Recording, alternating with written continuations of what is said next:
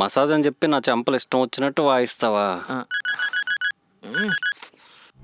అంటే మీరే కదా సార్ చంపకమాల కావాలి. ఎదురు సమాధానం చెప్పకు. డబ్బులు బాగానే ఉన్నారా నీ దగ్గర? ఎక్కడివి ఇవి? చెప్పు. అడిగితే సమాధానం చెప్పవేంట్రా? ఆ డబ్బులు నావే సార్. నేను ఎక్కడుంటే అటు చూసి సమాధానం చెప్తున్నావేంట్రా? అంటే మీరే కదా ఎదురు సమాధానం చెప్పదు కదా అన్న. వా, ఏం తెలివిరా నీది. ఈ తెలివిని నమ్ముకున్న కిషోర్ గడు ₹1,00,00,000 నీకు ఎలాగిచ్చాడంటావు? కిషోరా? కిషోర్ ఎవరు సార్? మన కౌన్సిలర్ బావా. సారీ బావా. అసలు మన కౌన్సిలర్ పేరు కిషోరా? నిజానికి అస్సలు ఐడియా లేదు సార్.